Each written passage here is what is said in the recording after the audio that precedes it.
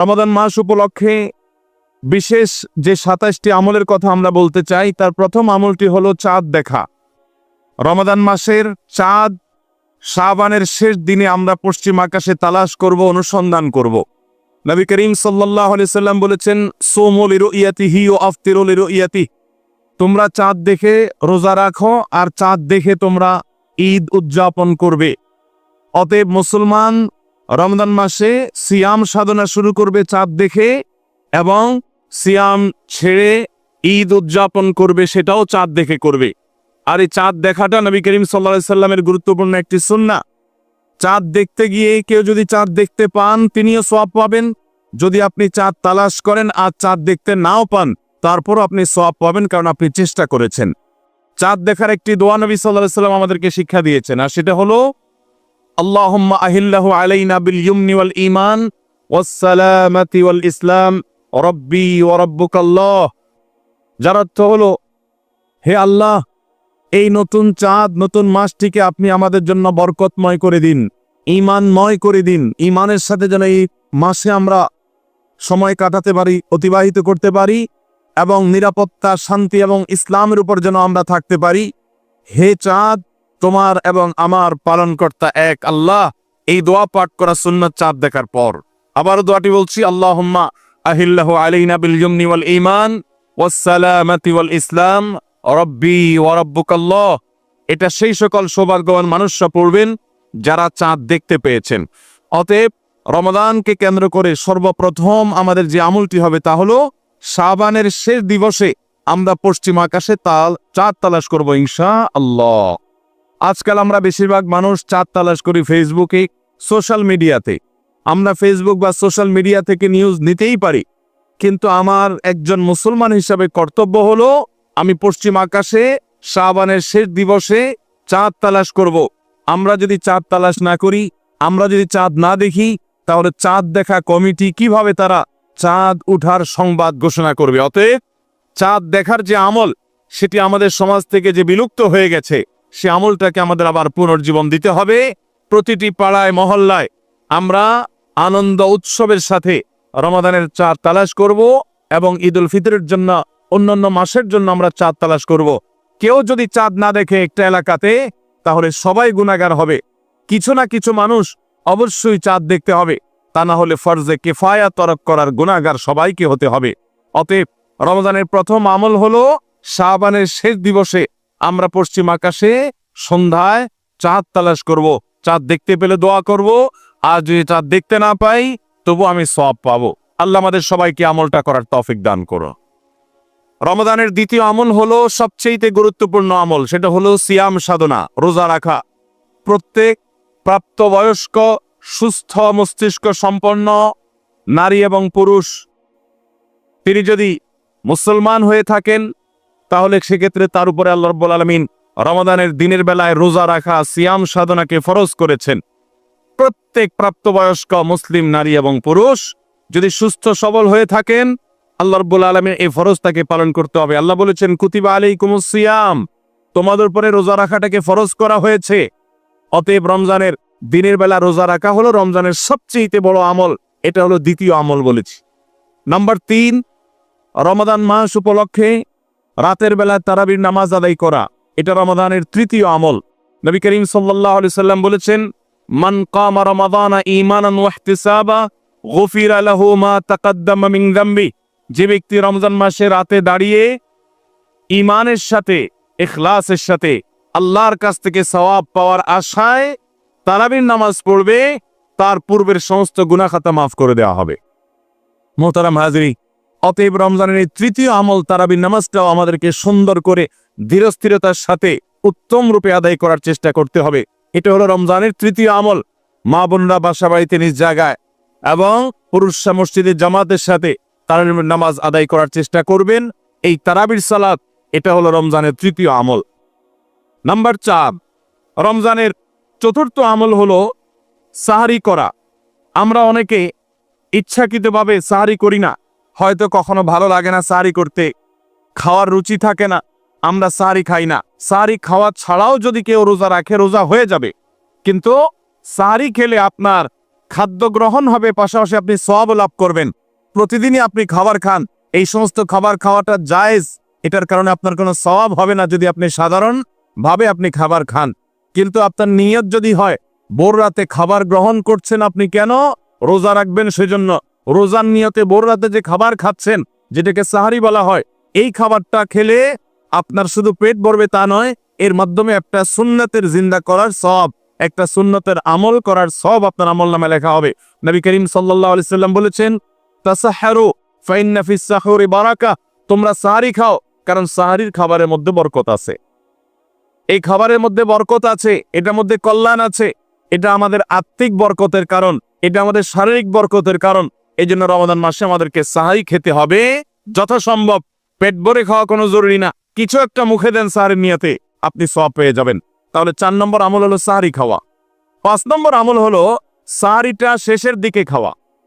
এখনো অনেক মুরব্বীরা আছেন গ্রামাঞ্চলে, তারা মাঝরাতে সাহারি খেয়ে ফেলেন, 12টা 1টার দিকে সাহারি খেয়ে ফেলেন। সাহারি খাওয়ার জন্য সবচাইতে উত্তম সময় হলো রাতের শেষ প্রহরের একেবারে শেষের দিকে।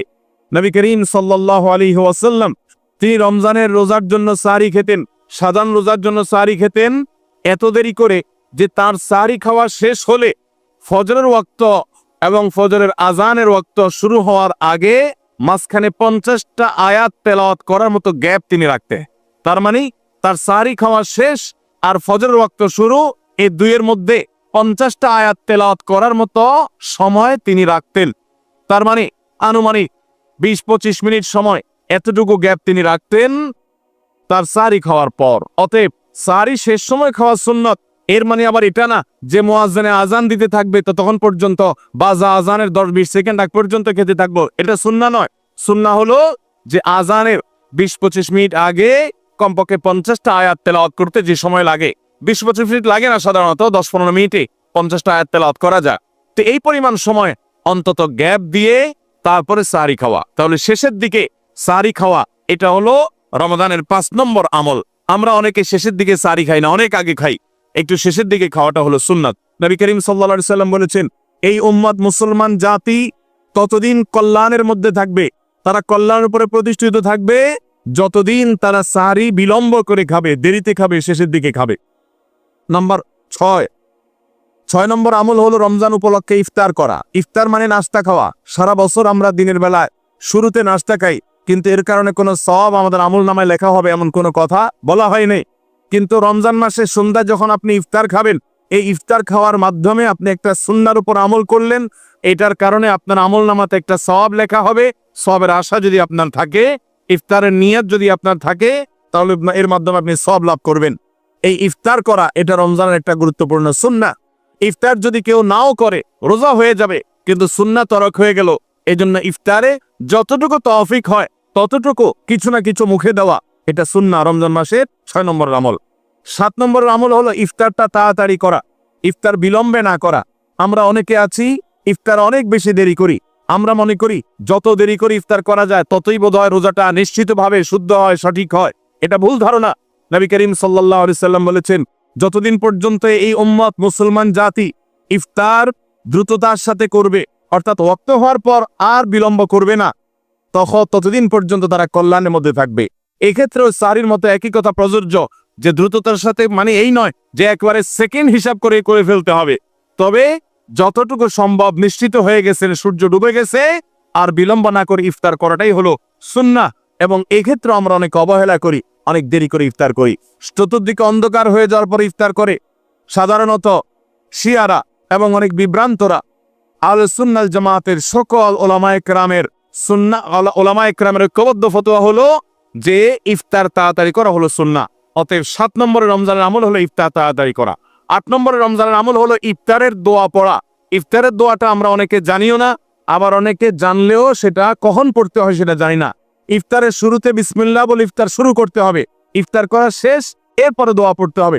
আমরা অনেকে ইফতারের আগে দোয়া পড়ি, এই ইফতার দোয়াটা পড়তে হয় ইফতারের পরে।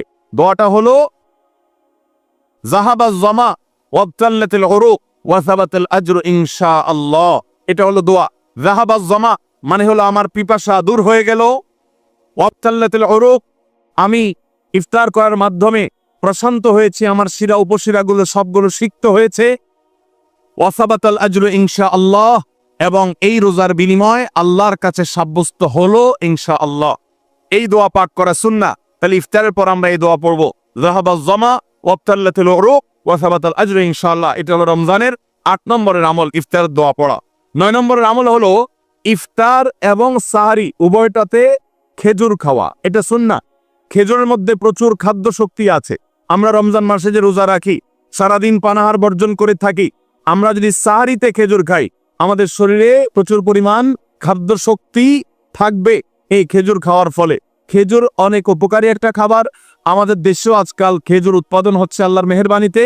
এই খেজুর ইফতারিতে নবী করিম সাল্লাল্লাহু আলাইহি সাল্লাম আধা পাকা আধা কাঁচা খেজুর, যেটা যে অর্ধেক পেকেছে অর্ধেক কাঁচা, সেগুলো তিনি পছন্দ করতেন। সেটা না পাওয়া গেলে সাধারণ খেজুর এটা দিয়ে ইফতার করা, এটা আমরা সবাই জানি।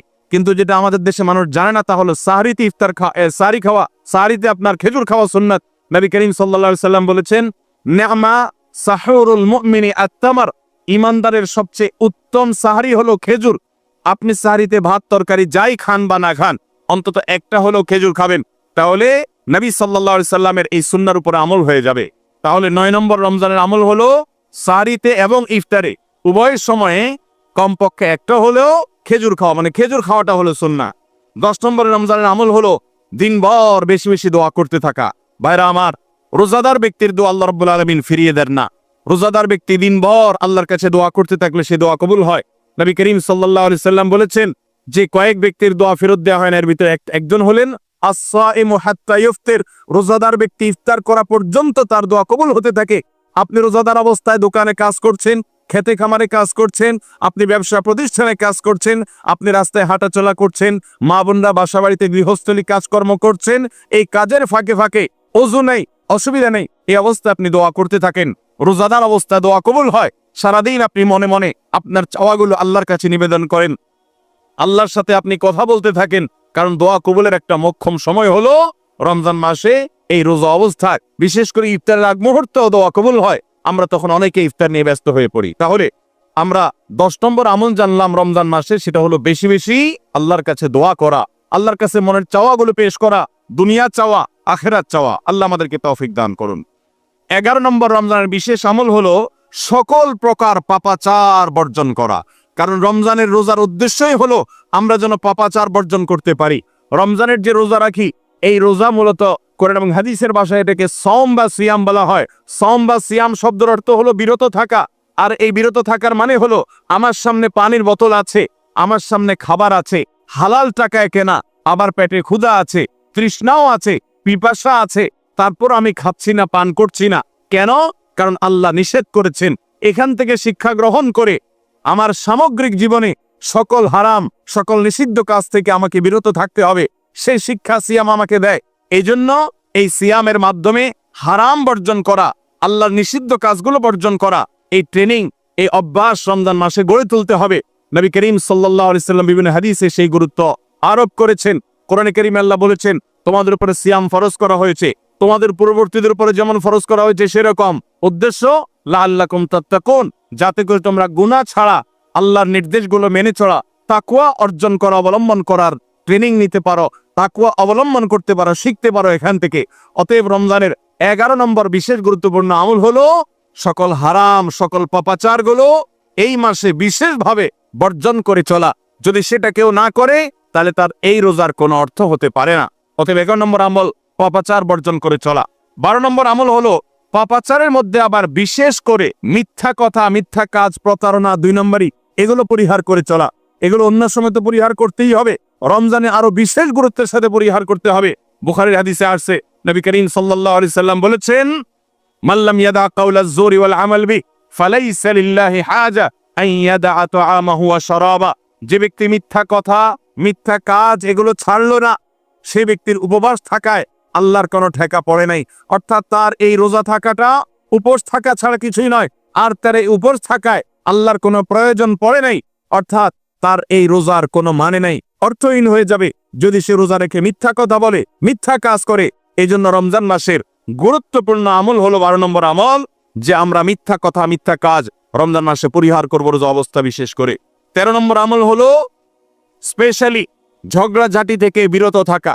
নবী করিম সাল্লাল্লাহু আলাইহি সাল্লাম বলেছেন, কোন রোজাদারের সাথে কেউ যদি কুতর্ক করতে আসে, ঝগড়া ফাসাদ করতে আসে, তাহলে সে বলবে ইন্নী সাইম, আমি তোমার ঝগড়া, আমি তোমার গালিগালাজ, আমি তোমার বিতর্ক বর্ষার জবাব দিতে পারছি না, কারণ আমি রোজাদার। রোজাদার অবস্থায় আমি আমার মুখ নষ্ট করব না, সময় নষ্ট করব না। অতএব ফেসবুকের বাইরে, সোশ্যাল মিডিয়াতে অথবা অনলাইনে অফলাইনে যে কোনো জায়গায় আমরা রমজান মাসে বিশেষভাবে ঝগড়াঝাটি, গন্ডগোল, ফাসাদ, তর্ক বিতর্ক, বর্ষা এগুলো আমরা বর্জন করে চলবো, কারণ এটা রমজানের বিশেষ গুরুত্বপূর্ণ আমল যে এই মাসে আমি কোনো ঝগড়াঝাটি করব না। এটা হলো রমজানের 13 নম্বর বিশেষ আমল।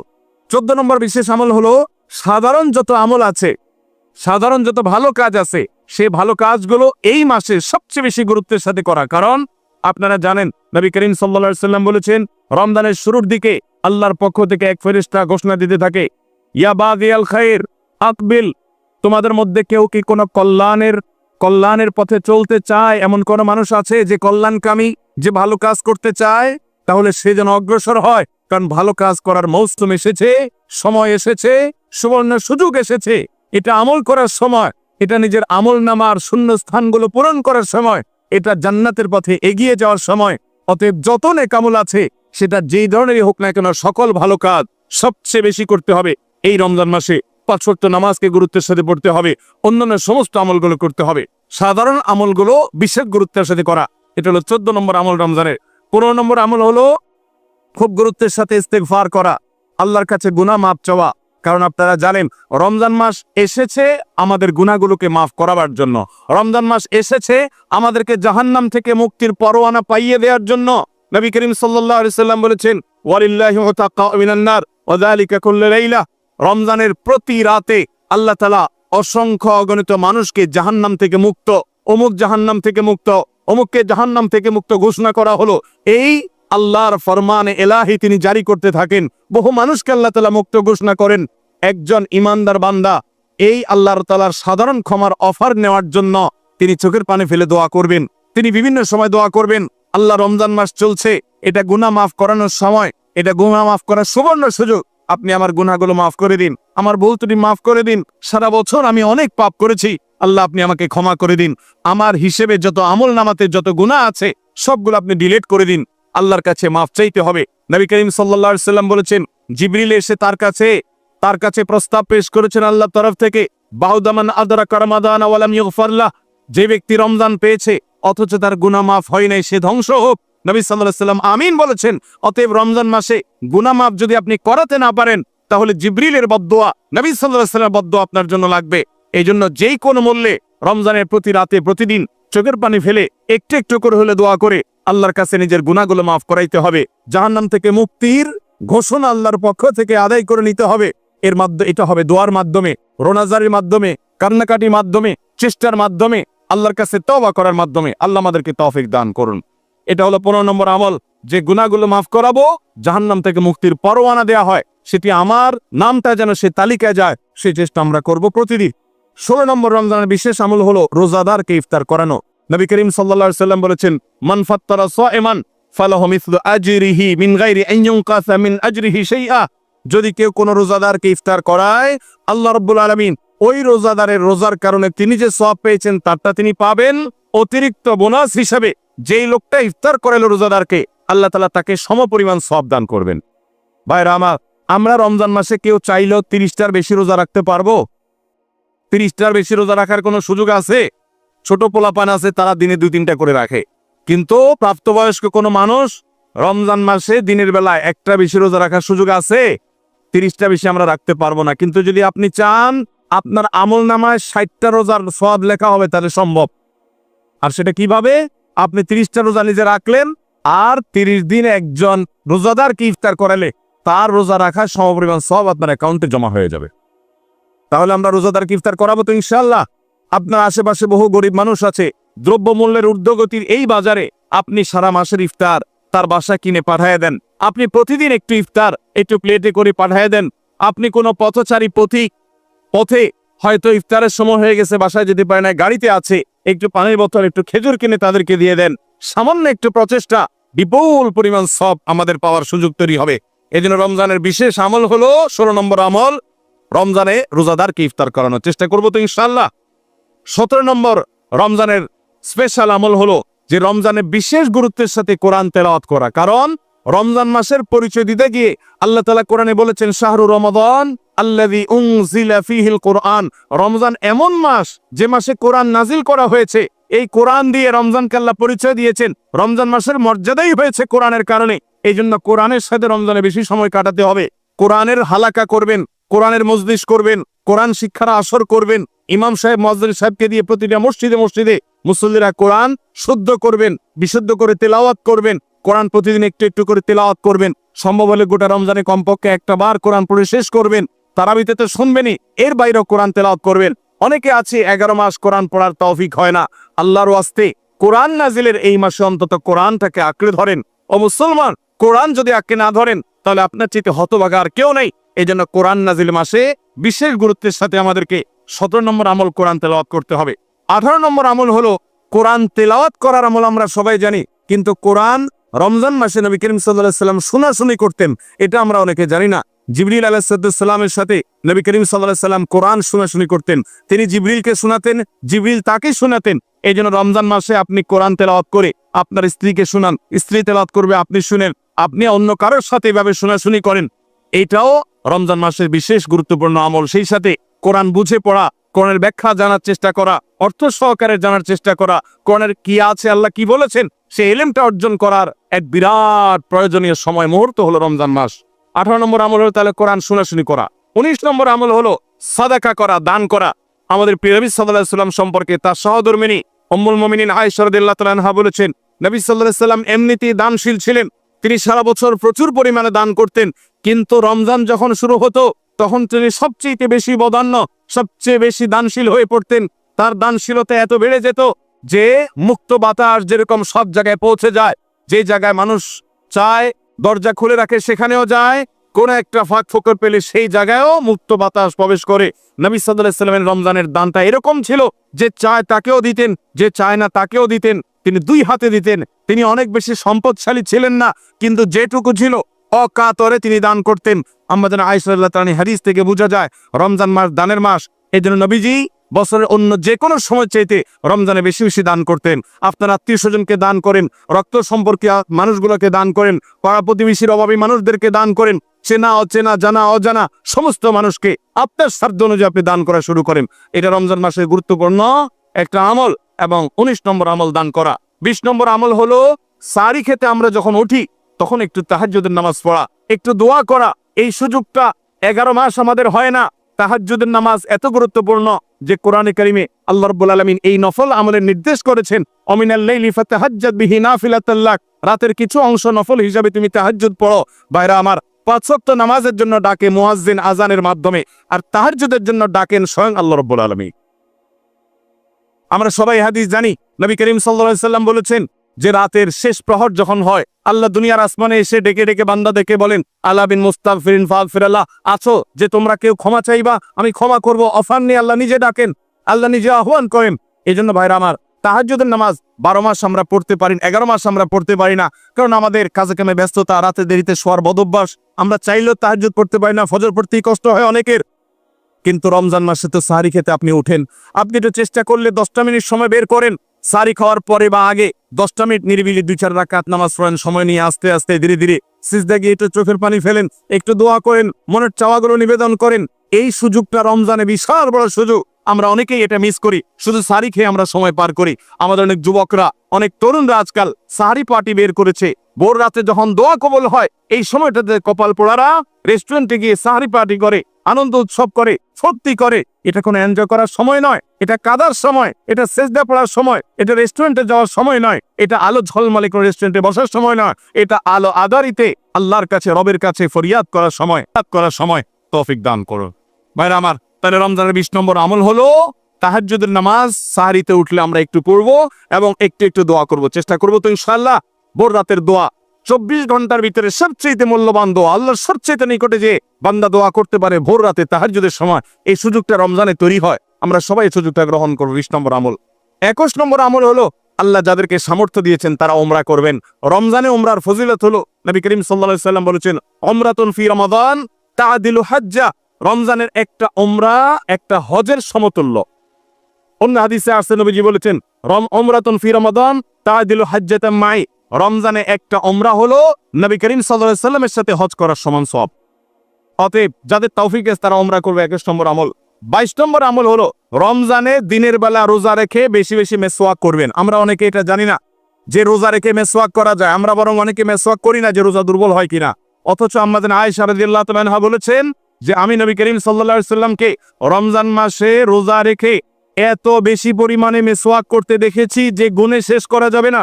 এই জন্য রমজান মাসে আপনার পকেটে মেসওয়াক থাকতে হবে এবং বেশি বেশি করে আপনি মেসওয়াক করবেন। দুপুরে প্রত্যেক নামাজের আগে পরে যখন সুযোগ পান আপনি মেসওয়াক করবেন এবং মেসওয়াক করার মাধ্যমে আরেকটি আমল হবে যেটি নবী সাল্লাল্লাহু আলাইহি সাল্লাম করতেন রোজা রেখে। এটি 22 নম্বর আমল, রোজা রেখে মেসওয়াক করা। 23 নম্বর আমল হলো রমজানের শেষ 10টা দিন ইতিকাফে বসে যাওয়া। যাদের তৌফিক আছে মসজিদে ইতিকাফে বসে যাবেন। ভাইরা আমার, 3য় হিজরিতে রোজা ফরজ হওয়ার পর নবী করিম সাল্লাল্লাহু আলাইহি সাল্লাম জীবনে কখনো রমজানের শেষ 10 দিন মসজিদে ইতিকাফে বসা ছাড়া সময় কাটান নাই।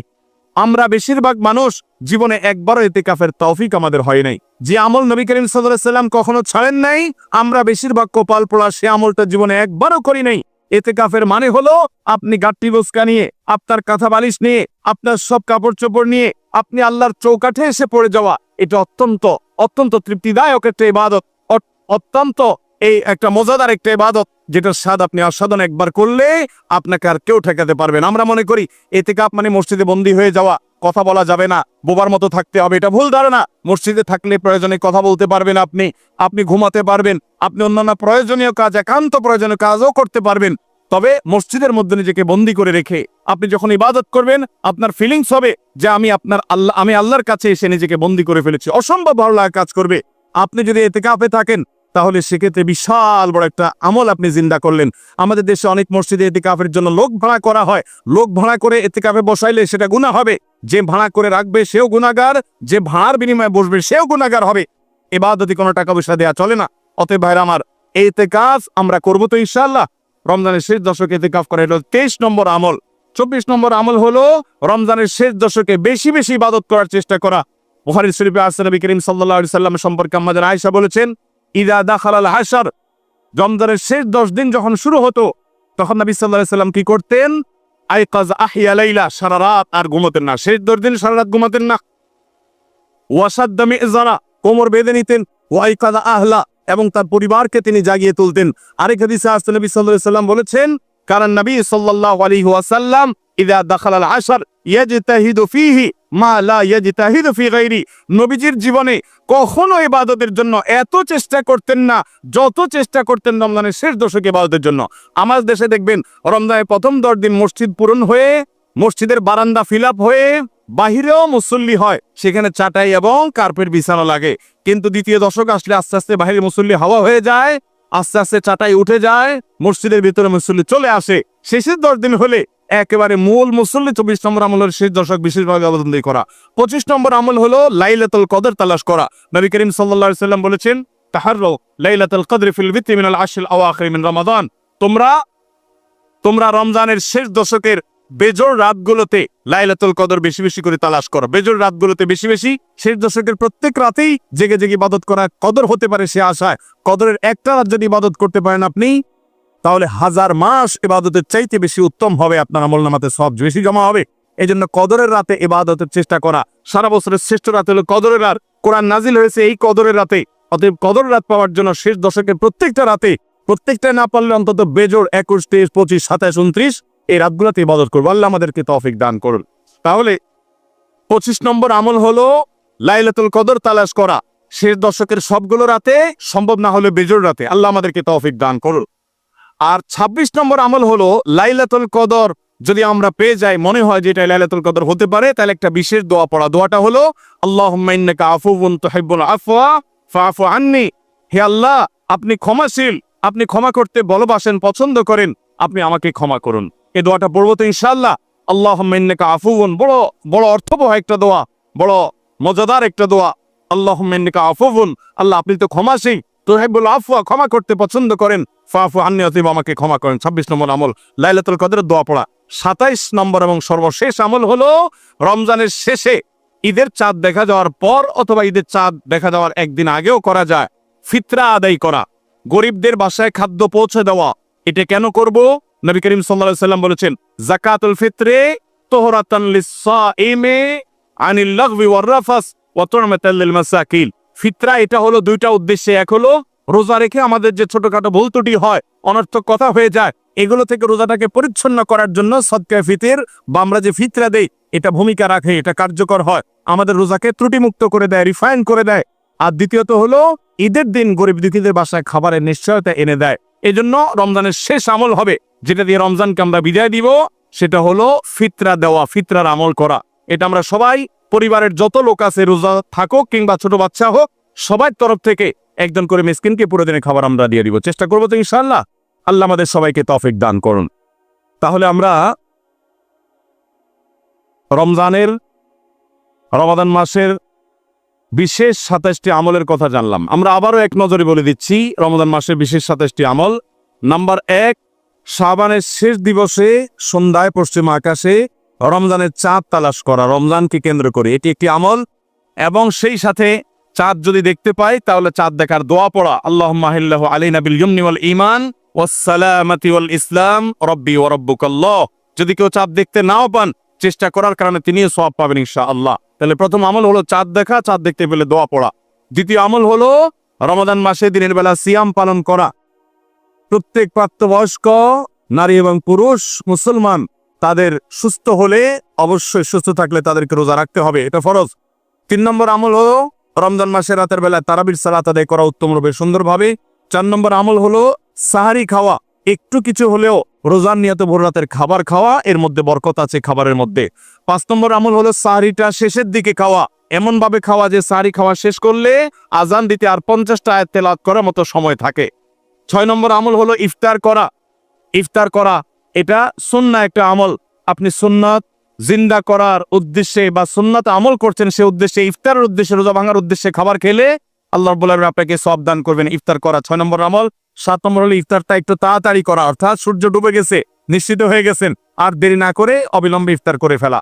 8 নম্বর আমল হলো ইফতারের দোয়া করা। ইফতারের শুরুতে বিসমিল্লাহ বলবেন, ইফতার করা শেষ বা ইফতার কিছুদূর করে ফেলেছেন, এরপর দোয়া পড়বেন যে যাহাবাজ জামা ওয়াবতাল্লাতিল উরু ওয়া সাবাতাল আজরু ইনশাআল্লাহ। এবং 9 নম্বর আমল হলো ইফতারিতে খেজুর খাবেন এবং সাহরিতেও খেজুর খাবেন। সাহরিতে খেজুর খেলে নবী সাল্লাল্লাহু আলাইহি সাল্লাম বলেছেন, ইমানদারের সবচেয়ে উত্তম সাহরি হলো খেজুর, অন্য যাই খান একটা খেজুর হলো সাহরির সময় আপনি খাবেন। 10 নম্বরের আমল হলো সারাদিন বেশি বেশি রোজা দোয়া করা, কারণ রোজাদার ব্যক্তির দোয়া আল্লাহ তাআলা ফিরিয়ে দেন না ইফতার রাগ পর্যন্ত। এই জন্য চলতে ফিরতে উঠতে বসতে মনে মনে আল্লাহর সাথে কথা বলা, মোনাজাত করা, দোয়া করতে থাকা। 11 নম্বর আমল হলো সকল পাপাচার বর্জন করা, কারণ রমজান মাসের উদ্দেশ্য হলো মানুষকে মুত্তাকি বানানো, পাপাচার বর্জন করতে শেখানো। আমরা পান এবং আহার বর্জন করি, যৌনতা বর্জন করি, এর মাধ্যমে আমরা বর্জন করার প্রশিক্ষণ নেই। এই জন্য হারাম কাজ পরিহার করা রমজান জুড়ে, এটা হলো 11 নম্বর আমল। 12 নম্বর আমল হলো বিশেষভাবে মিথ্যা পরিহার করা, কারণ কেউ যদি মিথ্যা কথা মিথ্যা কাজ না ছাড়ে তার রোজা রাখার কোনো মানে নেই, হাদিসে আসছে। 13 নম্বর আমল হলো ঝগড়া বিবাদ থেকে দূরে থাকা। নবী সাল্লাল্লাহু আলাইহি সাল্লাম বলেছেন, রোজা অবস্থায় কেউ ঝগড়া করলে সে বলবে আমি রোজাদার, আমি জবাব দিতে পারবো না। এবং এর পাশাপাশি 14 নম্বর আমল হলো সকল সাধারণ নেক আমলগুলো এই মাসে একটু বিশেষ গুরুত্বের সাথে করা, কারণ আমলের মাস এটা, ভর বসন্ত আমলের। নামাজ বিশেষ গুরুত্বের সাথে পড়া, অন্য সব আমলগুলো বিশেষ গুরুত্বের সাথে করা। 15 নম্বর আমল হলো আল্লাহর কাছে ক্ষমা চাওয়া, জাহান্নাম থেকে মুক্তি চাওয়া, কারণ এই মাসটা এসেছে আমাদেরকে ক্ষমা পাইয়ে দেওয়ার জন্য। এই মাসটা এসেছে জাহান্নাম থেকে মুক্তি পাওয়ার মাধ্যম হিসাবে। আল্লাহ রাব্বুল আলামিন এই মাসে প্রতি রাতে অসংখ্য মানুষকে জাহান্নাম থেকে মুক্ত ঘোষণা করেন, বিধায় সেজন্য দোয়া করা চেষ্টা করে। এটা হলো 15 নম্বর আমল। 16 নম্বর আমল হলো রোজাদার ব্যক্তিকে ইফতার করানো, তার মাধ্যমে আপনি তার সওয়াবের সমপরিমাণ সে তো পাচ্ছেই, আপনি অতিরিক্ত সওয়াব পাবেন পুরা রোজাদারের সওয়াবের মতো এক্সট্রা হিসাবে ইফতার করালে। 17 নম্বর আমল হলো কোরআন তেলাওয়াত করা রমজান মাসে, কোরআন অর্থ সহকারে বুঝে পড়বেন, সুন্দর করে শুদ্ধ করে তেলাওয়াত শিখবেন। 18 নম্বর আমল হলো কোরআন তেলাওয়াত নিজে করার পাশাপাশি অন্যকে শোনানো, অন্য পড়বে সেটা আবার শোনা, এটা বিশেষ আমল নবী সাল্লাল্লাহু আলাইহি সাল্লাম করতেন রমজান মাসে জিবরিলের সাথে। 19 নম্বর আমল হলো সাদাকা করা, দান করা, মানুষকে গরিব দুঃখীকে যাকাতের বাইরেও সাধারণ দান করা বেশি পরিমাণে রমজান মাসে, এটা আমল। 20 নম্বর আমল হলো ভোর রাতে সাহরি খেতে উঠলে একটু তাহাজ্জুদ পড়া, একটু দোয়া করা, একটু রোনাজারি করা, কারণ এটা দোয়ার সময়, এটা তাহাজ্জুদের সময়, এটা আল্লাহর নৈকট্য লাভের সময়। এই সুযোগ 12 মাস আসে না, এই জন্য এই আমলটা করা, তাহাজ্জুদ পড়া, দোয়া রোজারি করা সারির সময়। 21 নম্বর আমল হলো সামর্থ্য থাকলে ওমরা করা। 22 নম্বর আমল হলো মেসওয়াক করা, এমনকি রোজা অবস্থায় দিনের বেলা বেশি বেশি নবী সাল্লাল্লাহু আলাইহি সাল্লাম করতেন। 23 নম্বর আমল হলো রমজানের শেষ 10 দিন মসজিদে ইতিকাফে বসে যাওয়া। 24 নম্বর আমল হলো শেষ 10 দিন সবচেয়ে বেশি বাদবন্দি করা, রাত দিন জেগে। আর 24 নম্বর আমল হলো এটি। 25 নম্বর আমল হলো লাইলাতুল কদর তালাশ করা, বিশেষ করে শেষ দশকের বেজর রাতগুলোতে আরো বিশেষ করে লাইলাতুল কদর পাওয়ার বিষয়ে বেশি বেশি ইবাদত বন্দেগী করা। আর 26 নম্বর আমল হলো লাইলাতুল কদর মনে হলে কোন রাতকে, সেই রাতে দোয়া পড়া, আল্লাহুম্মা ইন্নাকা আফুউন তুহিব্বুল আফওয়া ফাফু আন্নি। আর 27 নম্বর আমল হলো রমজানের শেষ দিনে, একেবারে শেষ মুহূর্তে রমজানকে বিদায় দেওয়া, গরিব দুঃখীদের বাসায় ফিতরা পৌঁছে দেওয়ার মাধ্যমে। আল্লাহ রাব্বুল আলামিন এই 27টি বিশেষ আমলের মাধ্যমে আমাদের রমাদানকে অর্থবহ এবং সার্থক করার তৌফিক দান করুন। এই রমাদান যেন আমাদের জীবনের শ্রেষ্ঠ রমাদান হয়, এই রমজান যেন আমাদের জীবনে অর্জনের রমজান হয়, এই রমজান যেন আমাদের জীবনে ক্ষমা লাভের রমজান হয়, জাহান্নাম থেকে মুক্তির রমাদান হয়, আমাদের কল্যাণের রমাদান হয়। আল্লাহ তাআলা সেভাবে রমজানের প্রতিটা মুহূর্ত, প্রতিটা দিনকে কাটাবার তৌফিক আমাদের সবাইকে দান করুন।